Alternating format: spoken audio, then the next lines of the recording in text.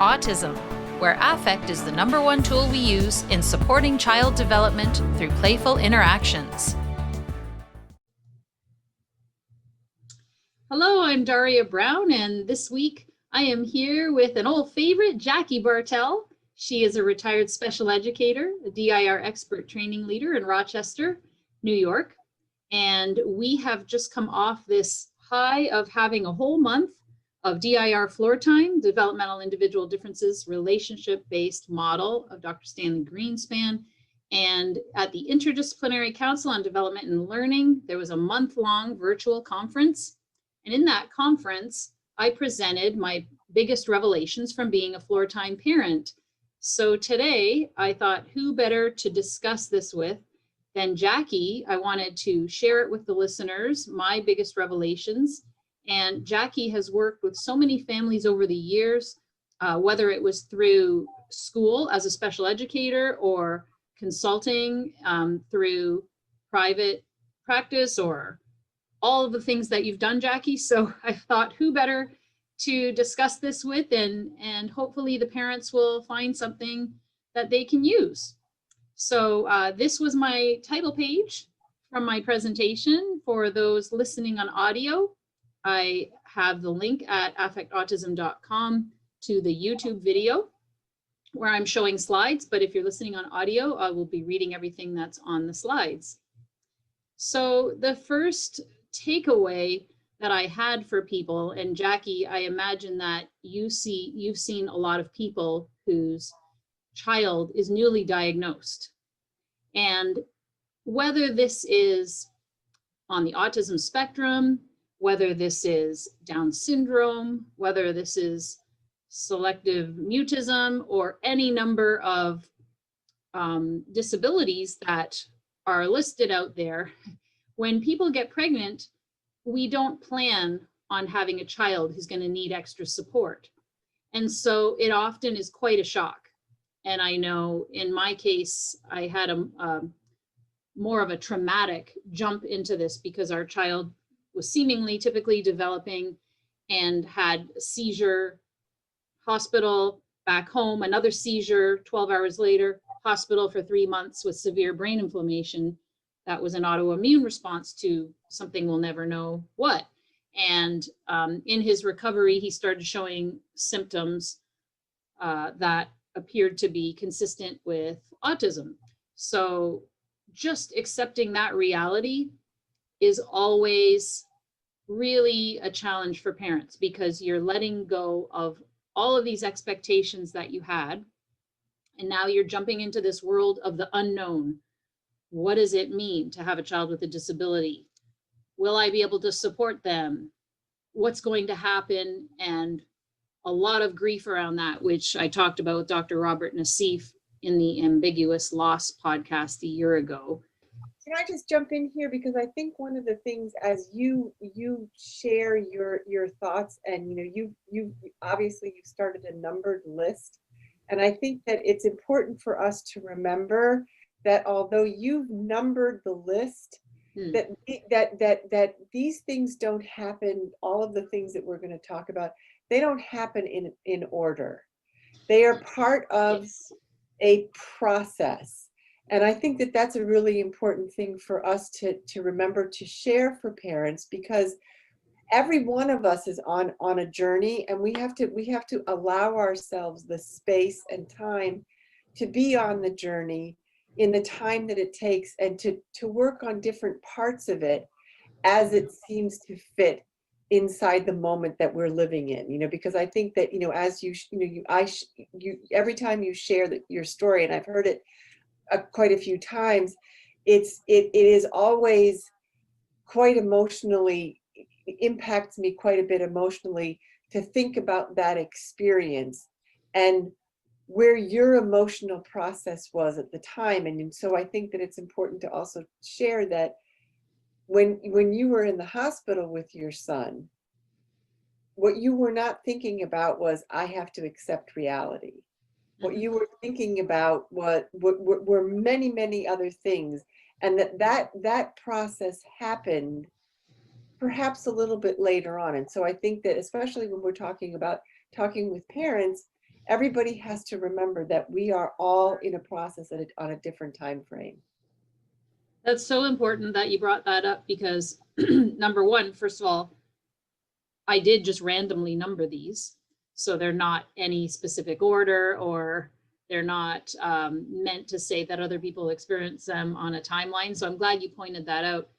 And yeah, the other thing that I didn't even think about was exactly what you just said. It probably took me 4 years to start to accept reality. And it's been a process ever since then. So I would say for the first at least 3 years, if not 4, it was just living in mad panic chaos. Like, how do I make this better? How do I fix whatever my son has lost and get him back caught up with other kids his age? And how do I make sure that he gets all the supports and therapies in place so that he will be able to enter school along with his peers and act like nothing ever happened, everything's back on track again? That is what goes through the mind, I think, of a lot of parents. And I think that, you know, having had the pleasure of seeing this when you presented it through the conference at ICDL, I think that so I know all the things that are coming, and you have numbered accept reality number 1. And my suspicion is that you may not have even realized it, because this one is the hardest one to do. And it is, as you said, it's a process, and it's always revisited. But I think what's really, what you're framing for us and for parents is that this is something that all parents are experiencing. It's not a unique emotional experience that, you know, that happens in isolation, that all parents are having this experience, and that it's okay to talk about it and wonder about it. Absolutely. And this is why I brought Jackie on the podcast. She brings up all these important points. So, you know, I think around that time, 4 years, 5 years in, and it's now been 9 years since my son's hospitalization, this popped into my head one day. And these aren't the things that I said. At the time, I thought of something else, but I can't remember what it was. But, you know, you go through this period of, oh, if only I would have lived, you know, in the countryside where my baby wouldn't have breathed in all these chemicals because we lived in a brand new condo, and paint and carpet and, you know, all these poisons that are in his system. Maybe this wouldn't have happened. And you say, you know, oh, if only my child would get better right now, everything will be fine. And it just hit me one day that, you know, that's like saying, if only I were born in 1870. And I don't know why I say 1870, that doesn't even make sense. But the point is, I wasn't born in 1870. Or if only I had had a girl instead of a boy. But I didn't have a girl, I had a boy. If only I had moved to Hawaii first. I don't know why I put Hawaii, but it's just absurd examples, because the point is, I didn't. Like, the reality that's right in front of me is, I have this child needs me. And with that comes the point that Dr. Nassif brought up in the first podcast on ambiguous loss that I did with him, from an advocate whose last name is Sinclair. Whatever grief you feel is yours, not your child's. And so this is in blue for those watching the video, because on the blog post, this will be a link to that essay that he wrote, or a blog post that talks about, from the child's perspective, I'm not grieving being autistic, you're the one grieving it.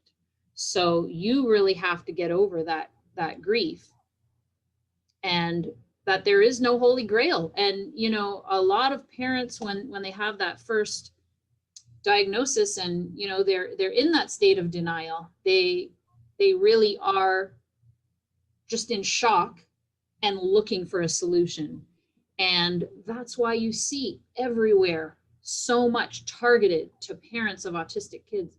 buy this cure, this will fix your child, do this, do that. It's targeting vulnerable parents, and a lot of it is scams, if not all of it. Not that I don't think that people offering therapies or assistance think that they actually might believe in it. I'm not saying everybody's a snake oil salesman, but everybody thinks that there's some kind of holy grail to solve a solution when you have that child right in front of you and they need you. I don't know if you had any other thoughts to add about that. Well, and I think that, you know, there's that another part of this is that what creates this, and, you know, as you said, you know, if only my child would, or if I had only moved to Hawaii. I think what we're confronted with, and I think you didn't share it in words, but you shared it quite a bit through your affect about that experience with your son, is the fear, the tremendous amount of fear that one has as a parent when you're confronted with the challenges. And I think, you know, I always like to try to remind myself, I mean, not in this scenario, but, you know, we have fear around many things, is that the antidote to fear is hope. And when we can switch that around, and you look at the child you have in front of you, they need you, and we find that hope by being able to look at the child in that way. Yeah, and that brings me to the last point of love your child with your whole heart by accepting who they are. That process for parents of suddenly you expect things to be a certain way and all of a sudden it's all changed, and that sense of fear that jumps in, and what is this unknown that's ahead of us. And I think the other piece to that is that, you know, because you gave those examples, everybody's grief is their grief, and we cannot compare my grief to your grief to someone else's grief and value it, or say, well, this is worse than me, so I shouldn't be so upset. We have to be able to validate and legitimize those experiences within ourselves, because they're okay. They're part of being human. And I did that, Jackie. We were in the rehab hospital, and I felt guilty for being sad about what happened to my son, because when I looked around and saw the other children in the hospital, it was a brain injury rehab unit. There were kids that had been in awful car crashes. There were kids that were, you know, confined to wheelchairs and feeding tubes and having seizures, like I saw as I walked by. And I felt guilty because my little guy was having fun and running up and down the hallway. And I thought, who am I to feel upset when my son is able to run and that child can't? And so I was comparing my grief to someone else's, and everybody's on their own path. And you just have to look at the child that's in front of you and accept who they are. And even if your child does have a complex disability, same thing. You accept who they are, because they are alive, they are there, they need our love and support. They have a brain, they are functioning, whether it's through hearing, vision, touch, any of the senses that are functional.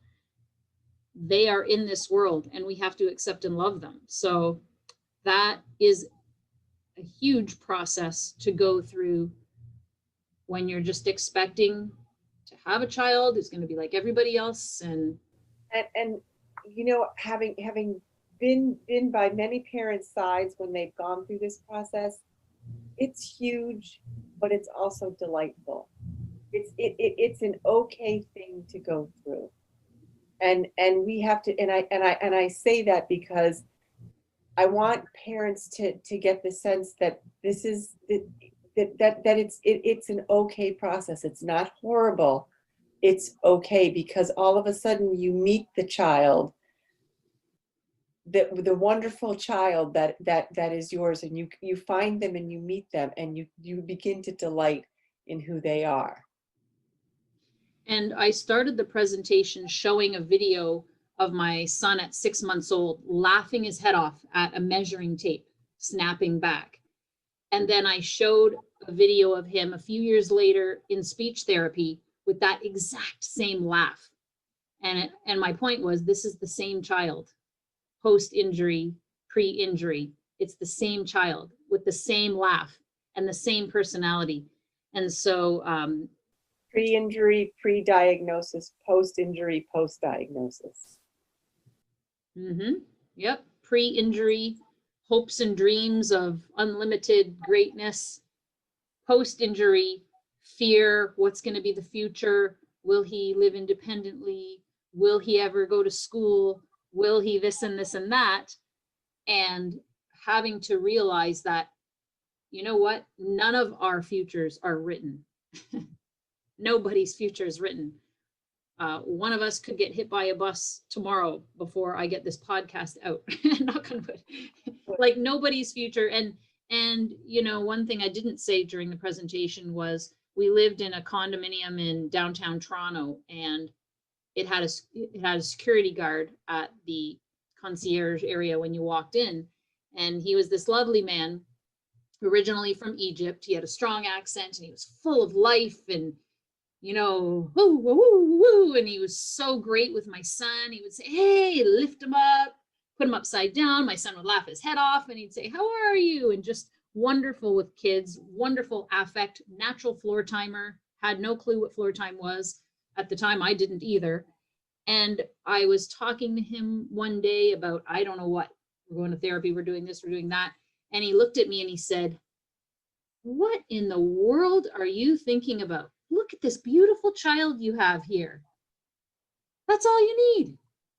And that was part of this, like, whoa, he's right. This kid is amazing. He's so fun. Like, why am I so worried about stuff that nobody knows for their kid's future? So on to my second revelation, which again, isn't any order or preference, but I think I kind of put them in this order because I was thinking about the 9-year history. And this one, take action over seeking explanations. And what I meant was that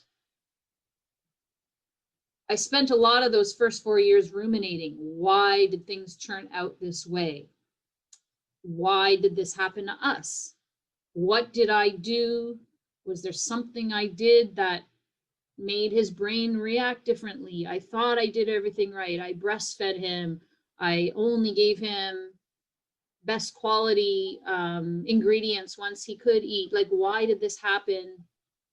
And feeling really sad and sorry for myself and for my family. But you can change that around and focus on what you can control and what you can control going forward. And so that's what I mean by seeking explanations. It doesn't matter how you got here. This is where you are right now.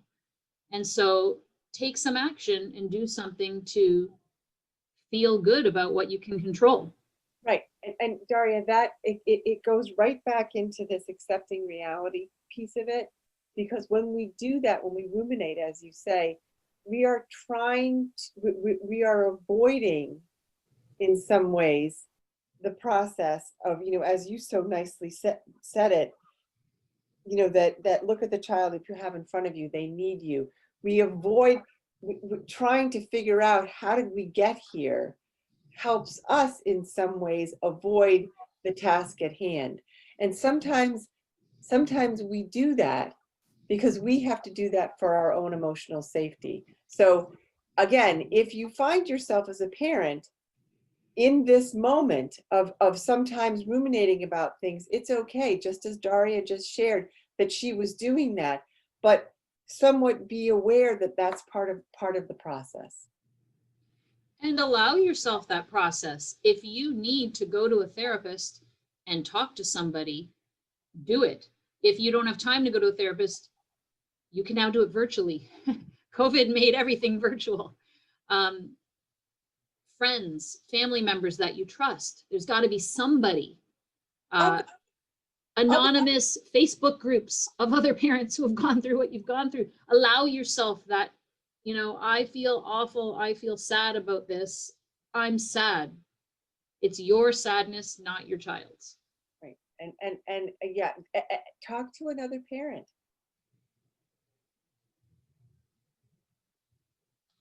Yeah, and the action piece is literally one day at a time and one step at a time.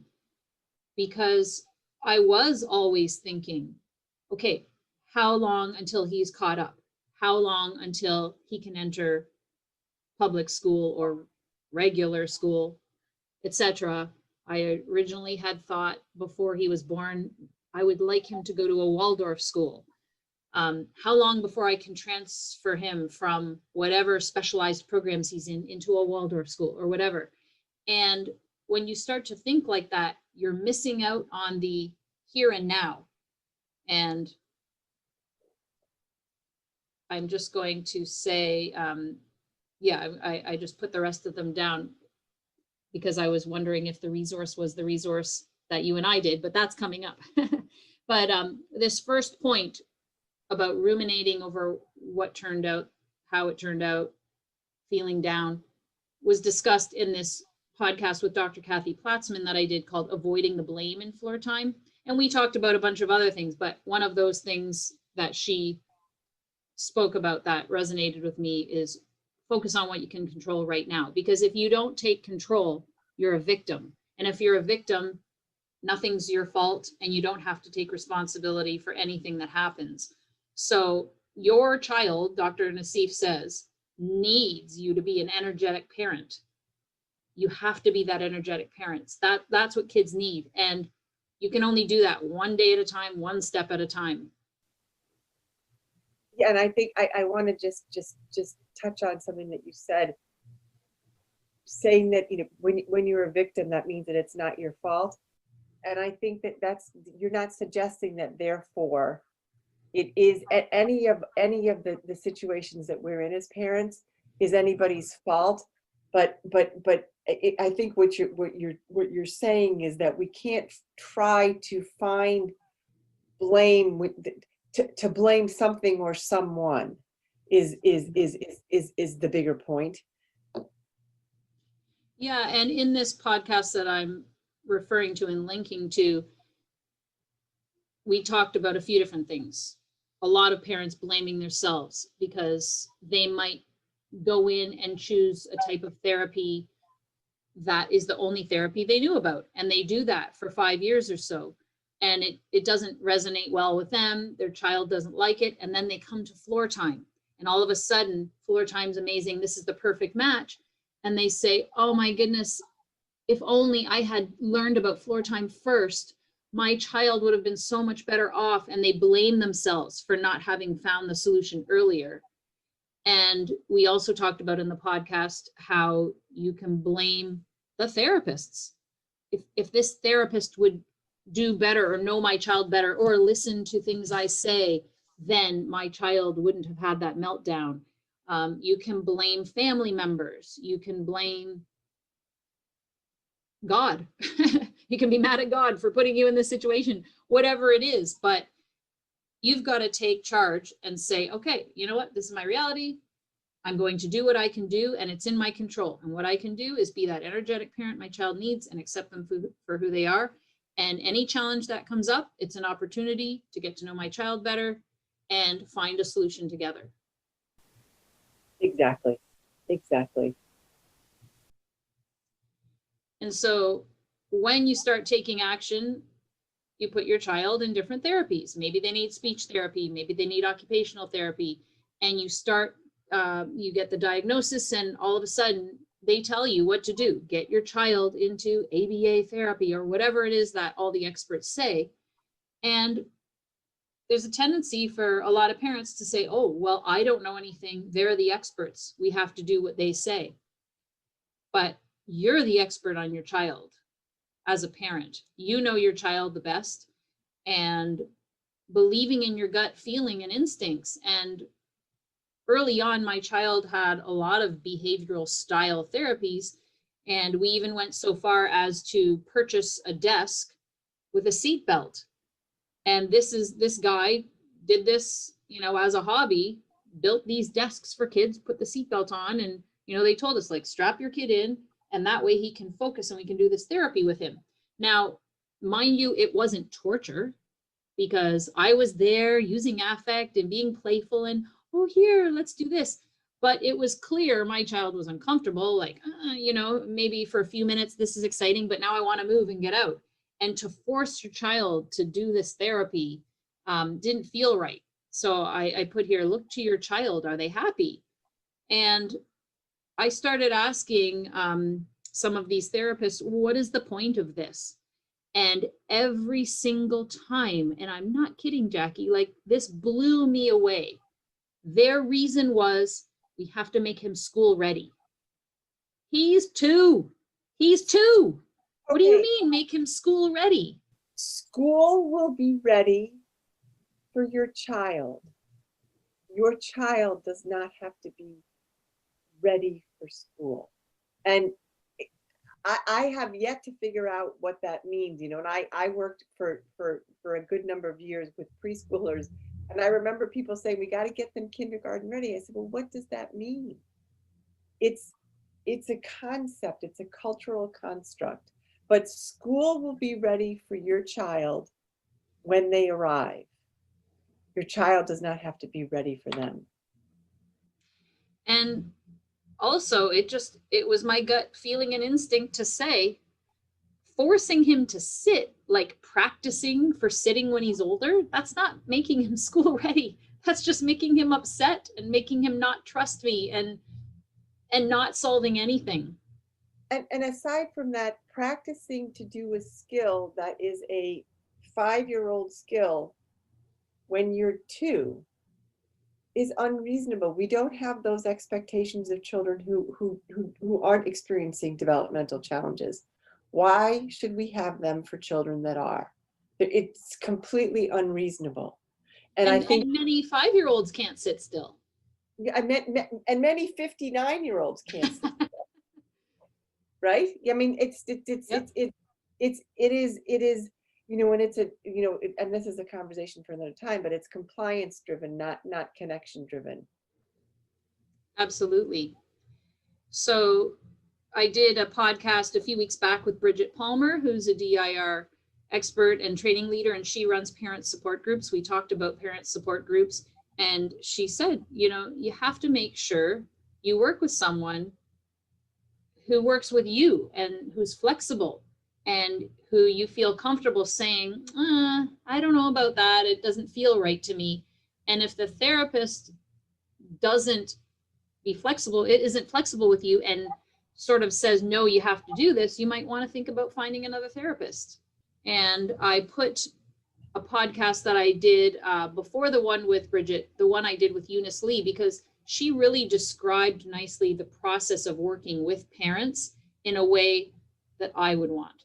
And because this is my top revelations as a Floortime parent, Eunice really nicely describes the way she supports parents as a Floortime therapist, and in her profession as a social worker. So she's really meeting the parents where they are at, being flexible, and this whole process. And that's the type of therapist that you want to find for your child, rather than seeing them as God. You're working with them and they're supporting you and your vision and your what you know about your child and what you don't know that they might be able to help you with. Kathy Platzman said this great. She said, you know everything about one child, and I know lots of pieces, little pieces of lots of children. And through that experience, she has insights and ideas, and then together you can figure out what's working for us. Yeah, I think that, to sum that up, there is only one expert on your child, and that is you as a parent. So there might be 2 experts, the 2 parents that are parenting this child. And the moment that you find that you have a professional who is working with your child who thinks they are God, or that they have all the answers without any input from you, you have to begin to question what's going on. And I think the other piece, you know, to Daria's point about her son and the little desk and the seatbelt, sometimes we have to stop and think about what would it feel like if I was asked to sit at a little desk with a seatbelt or a big desk. What would I say to someone who said to me, who is, you've probably already seen it, I'm moving all over the place all the time. How would that feel? Put yourself in your child's shoes. And of course, when we say you're the expert on your child, we're talking young children. The goal is that our child is at the point where they're the expert on themselves and can communicate to us everything that they wish. But when they're not at that stage yet, we are their best advocate. Exactly. This one sort of came to me over the course of many years and things. Originally, I had learned about this idea of ritual and structures in place, hearing Dr. Gordon Neufeld speak, and he's a developmental clinical psychologist in Vancouver who talks about parenting and talks about the ways in which, you know, nature intends for children to develop and blossom, and that we can't control that.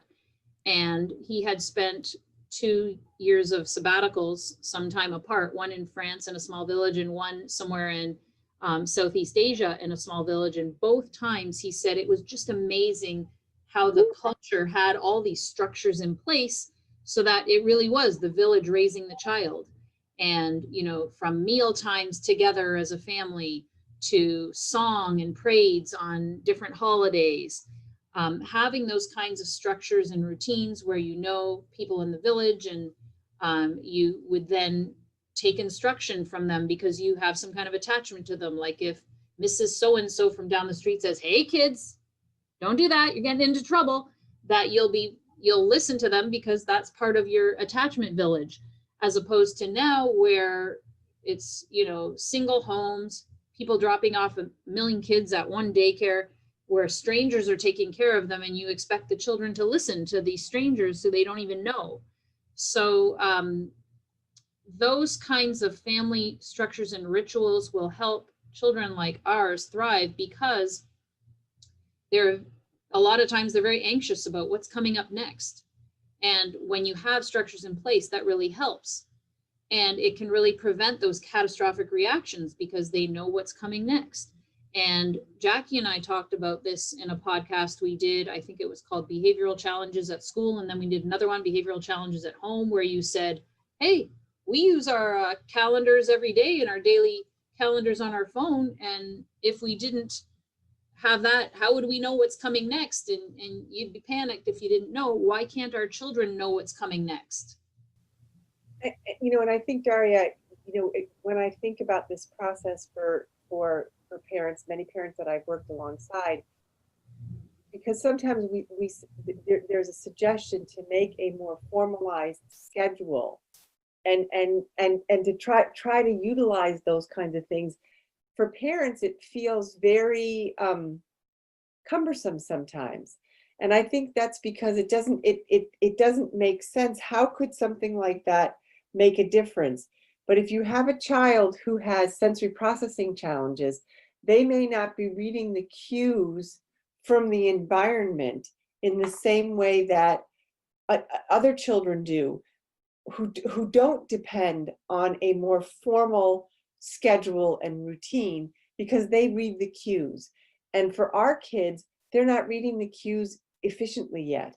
And so we have to support them with visual supports or schedules and routines so that they can remain calm in the environment, you know, as you know, so they don't have those catastrophic reactions.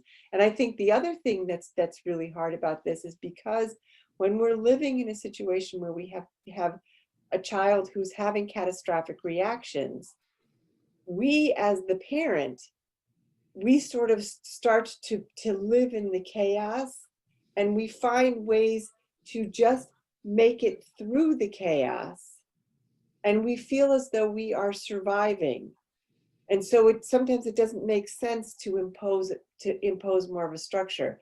But I mean, because I remember the conversations that you and I had, and I remember the conversations that happened before the conversations that we had to support you in that process.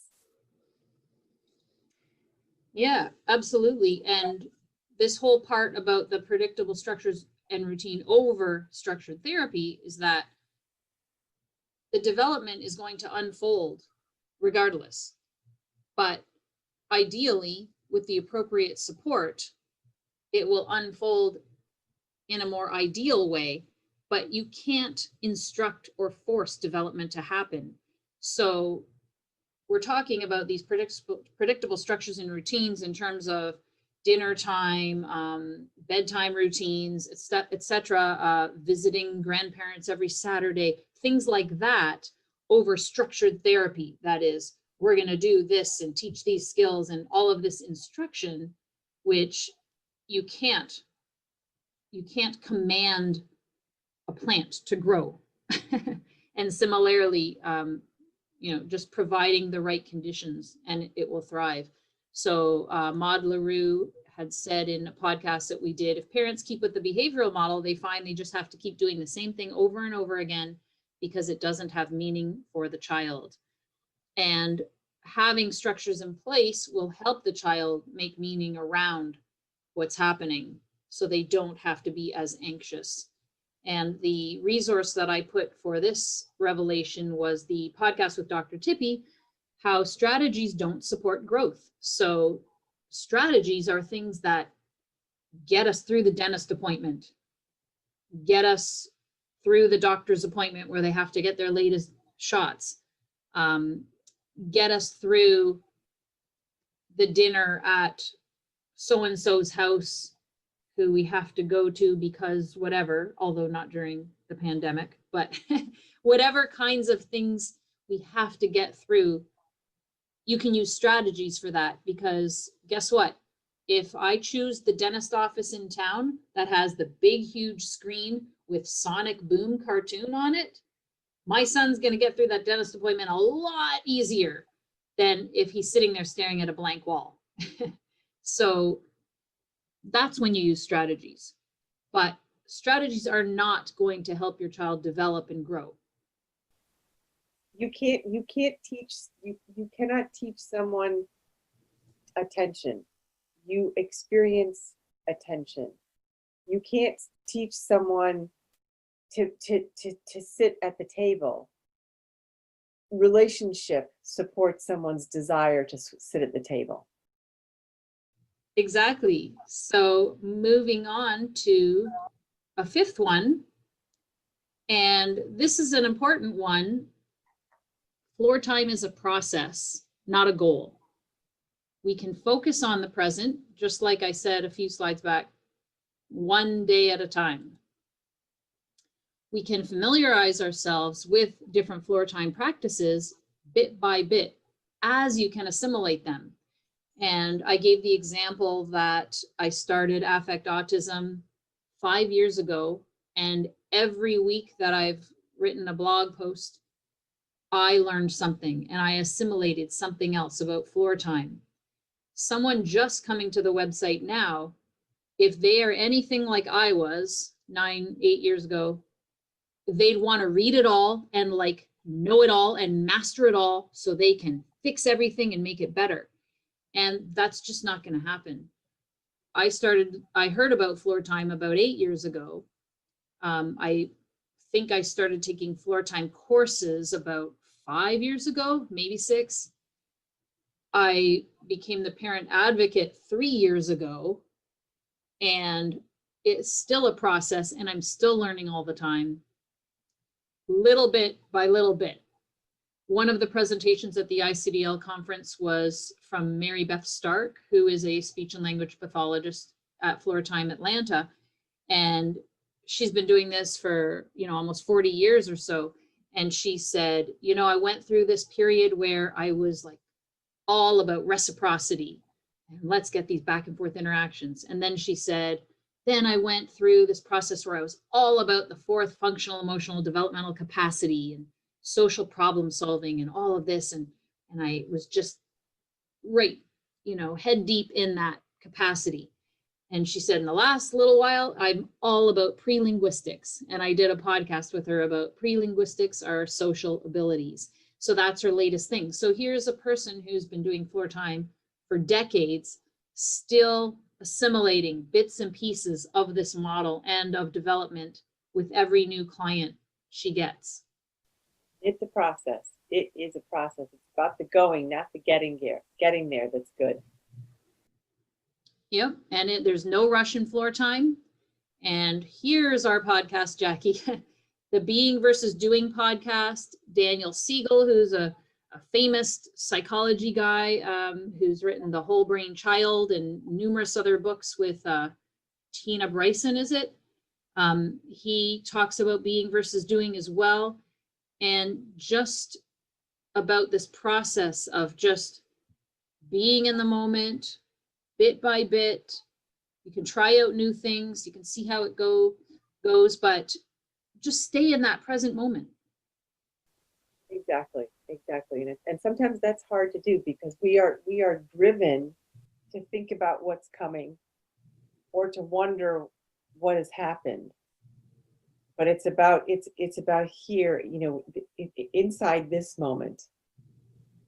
And that's really, really, really important. And that if we can stay inside this moment, it really supports our ability to think about to be part, to allow the process to unfold. Because the moment we start thinking about, well, down the line, we want this and that, or this and that, we want him to be ready for kindergarten. If that's what we're thinking about, we're going to start to go, well, I better do like the letters and the numbers and, writing his name. And when in fact, that may be at this point, but we're here.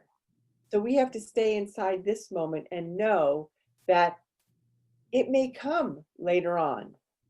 And it's okay, and even when we look at development, each human, no matter who you are, neurotypical or with neuro challenges, we all do it on a different timeline. And it's okay. School organizes it, and that's what we all organize in our heads by, is school says, well, these are first grade skills and second grade skills and yada. Well, I can tell you my own kids. One read when he was like 4, and the other one didn't read until he was in 3rd grade. It's okay. It's okay. Development is a very personal process. And when we're working with children and parenting children with developmental challenges, we have to be even more respectful of that process. And to go back to those people, those experts who see themselves as God, the moment that they start to talk about, well, this is what so-and-so is supposed to do because this is their age, you really have to begin to wonder, is this the best person to respect my child in their very personal journey? And sometimes you need to see those people because it needs to be documented in order to get funding to have supports for your child. And that's a grueling process. My son had to go to a developmental pediatrician and go through some assessment. And I got the report in the mail a week or so later, and it said, I found the child difficult to assess. And I thought, excuse me, like, are you kidding me? You found my child difficult to assess. You're trying to get him to do the most boring, tedious tasks nobody would want to do except a sweet, compliant child. And there's nothing wrong with being a sweet, compliant child. My mom tells me, and who knows if her memory is accurate or not, but I was the sweetest, good as gold, compliant child. I do know that in school I was teacher's pet every year. So yeah, I was probably that compliant child. that will happily put the pegs where you tell me and match the pictures up that you show me. But what's the point of that? I mean, it's nice to have down that kids this age typically can do this, your son can't. It's pointing out his deficits. If that helps get us funding so that we can find support that will actually help him, then okay, we're going to have to go through it. But at home, we're the ones with our children most of the time.